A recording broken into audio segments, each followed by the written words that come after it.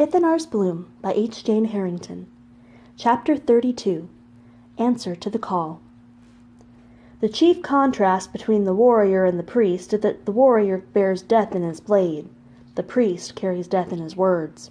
Master Kezias. Vaughn's jaw pulsed. The high priest had come to oversee his assassination personally. I know of you, Your Eminence. Show yourself that I might make your acquaintance in person. I come to treat with you, Majesty. I would request that your guardians lower their weapons. I am no warrior, and I am unarmed, Galvatine called. Very well, Vaughn answered. Majesty, Malachar warned at a growl. Lower your weapons, please, Vaughn instructed. When they hesitated, he insisted firmly, Now! Scilio complied first, then Kir and Malachar reluctantly submitted. While their weapons were not brandished, their grips never slackened. Vaughn stepped forward, pushing between Kir and Malachar. I will parley, Your Eminence.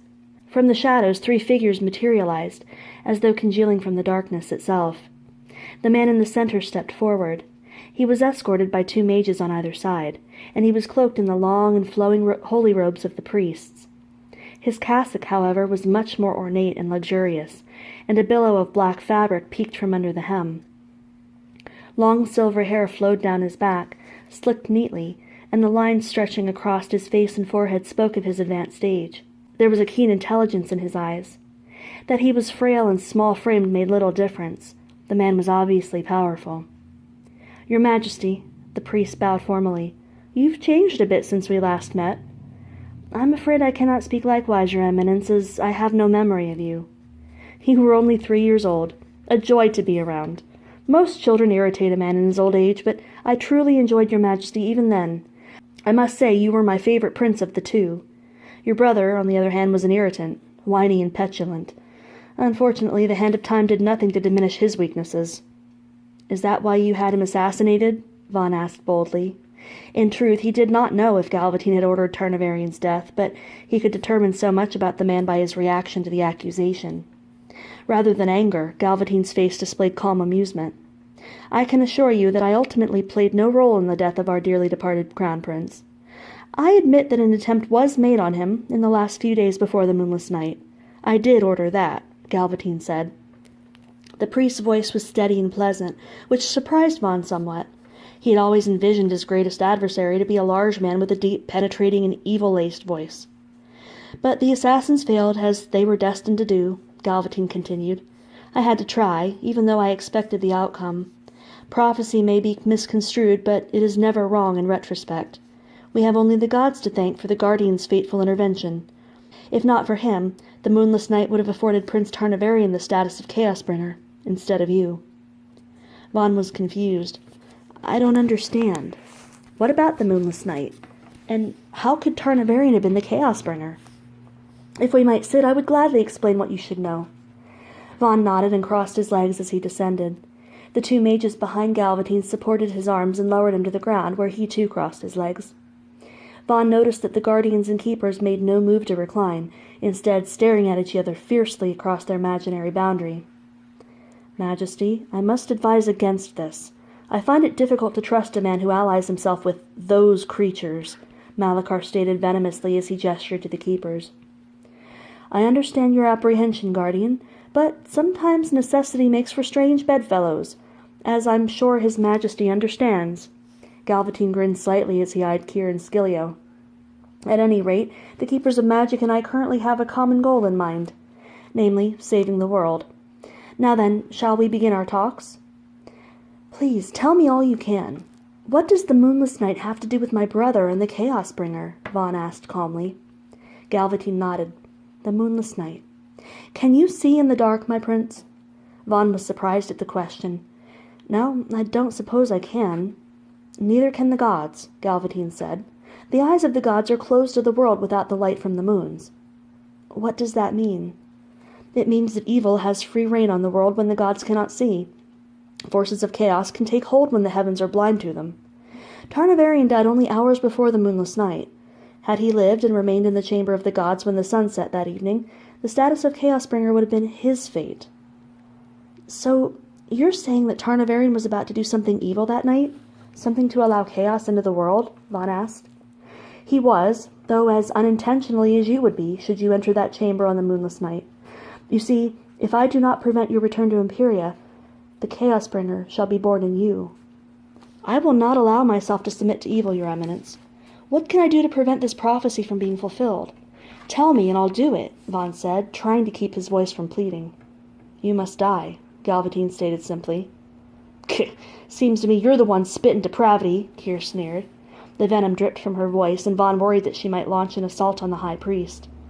I can assure you that my motivations are pure, Guardian, Galvatine said. Vaughn could hear the sincerity in his statement. Is there no other way? Vaughn asked, ignoring Kier's comment. I'm afraid not. The prophecy is quite clear. If you live, you will return to High Imperia and fulfill it. Galvatine looked truly apologetic. I tell you this. If you care for the good of mankind, if you truly want to do the bidding of the gods, you must submit. Turn yourself over to my care. I guarantee a quick and painless death. In return for your life, you will be ensuring a world safe and free of chaos. Is that not what a good ruler wants for his people? You call this parley? Malachar spat, raising his sword. How dare you proffer such a vile bargain? Guardian Malachar, stand down, Vaughn said firmly. Ah, Malachar, I thought I recognized you. You were a sentry at the Citadel, were you not? I never figured you for a traitor, Galvatine noted thoughtfully. I do not consider it treachery to stand between the crown and your villainy, Malachar breathed. Galvatine harumphed and turned his gaze back to Vaughn. Now then, what say you, Prince Bonasarian? Will you trade your life for peace? What of the monarchy? My death would bring about a break in the royal line. Would such a thing not rain chaos in Septaria? The gods will determine who would sit next on the throne. You have no need to worry. There are many in the noble bloodlines of the gods who qualify. But there is only one Chaos-bringer, Galvatine assured him. I refuse the role of Chaos-bringer. I know my own mind, and I will never commit an act to allow chaos into this world. I reject your request, Your Eminence, Vaughn said resolutely. Galvatine sighed deeply and rose to his feet with the aid of his mages. I was afraid of this, though I had to try. Under normal circumstances I would abide by rules of treaty, but it is the fate of the world after all. Death upon you and all who aid you. Vaughn did not recognize the threat until it was too late. A cylinder of swirling energy erupted from Galvatine's outstretched hand, aimed at Vaughn's chest. Kier and Malachar, ready for the assault, threw their bodies forward, and their guardian swords came up, crossed in an X before Vaughn. The force of the blast broke over the instant shield that materialized from the crossed swords, and returned back toward the priest. Galvatine, unprepared for the reflection of his own spell, cried out as the mass of energy sped toward him. The two mages jumped forward and issued shields of their own, but they were a split second too late. The shields caught most of the spell, but some washed over Galvatine, hurling him to the ground. He lay unmoving, and Vaughn allowed himself to hope that the man was dead. An arrow impacted the neck of one mage with a sickening thud, and he collapsed in a heap, blood bubbling from the wound.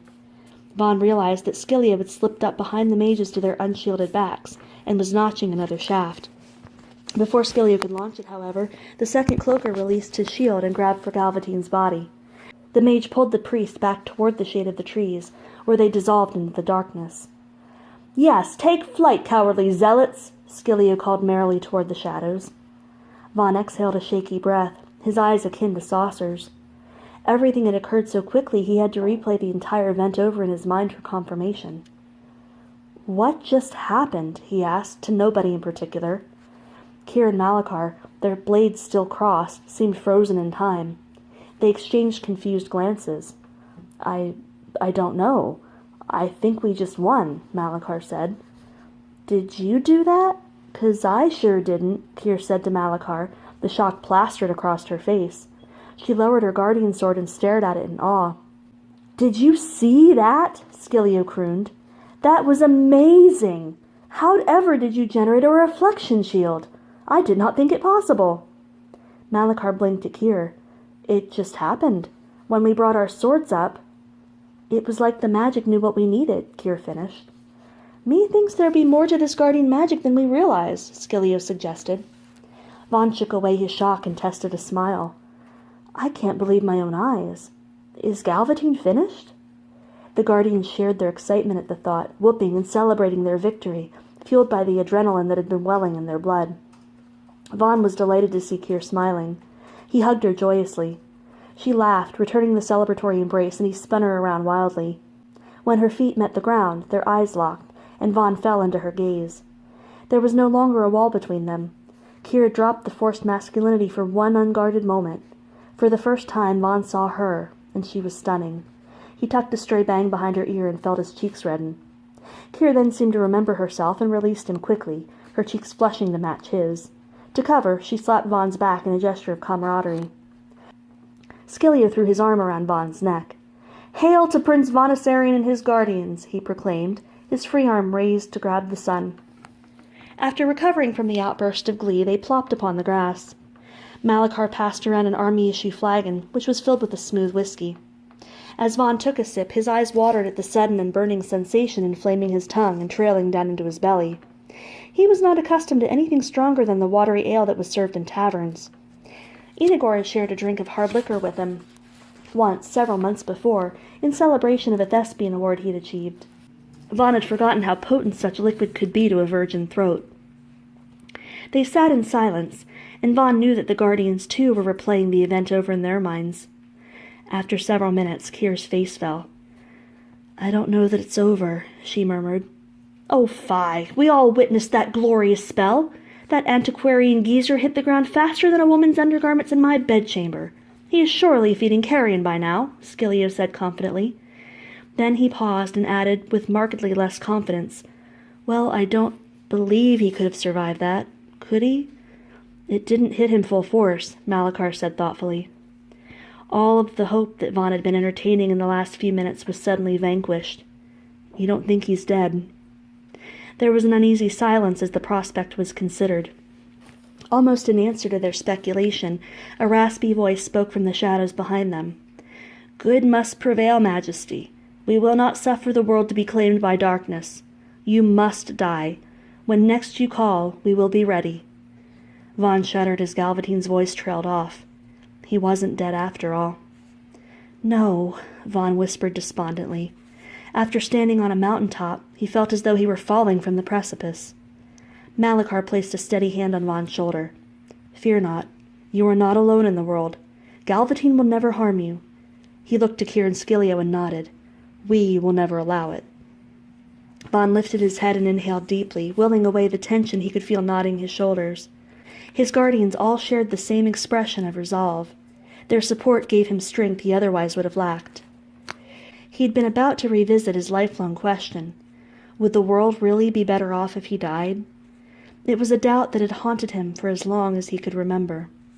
He decided against voicing the notion. It would do no good to wonder such a thing. He had chosen to live and defy predestiny. If Galvatine thought he would simply walk right to the gallows, the priest was sorely mistaken. For all Vaughn knew, Galvatine may have wanted power to rule himself and was out to destroy the monarchy. Something told Vaughn otherwise, however. Galvatine had seemed sincere. There was an air of authenticity about the man, and yet Vaughn believed Galvatine's reasoning was flawed. Even a smart child may fear a monster under the bed. That fear did not make the monster real. "I believe in you," Vaughn said. "The priests stand no chance against my guardian trinity." Malachar nodded. "Let's move along, Majesty. It appears they don't intend to make another attempt on you here. I imagine the mana required to travel by such means is tremendous, and they have probably exhausted it. We may be safe for now, but who knows how long that will last. They know our location and could easily try again later." "The next town's only a few miles away." Keir pointed toward the horizon. "We need to restock our supplies." "And we need horses," Malachar said. "I can procure them with Her Highness's funds." "And I need a woman," Scilio put in hopefully. When they all glared at him, he sighed in defeat. "Oh well, it was worth a try."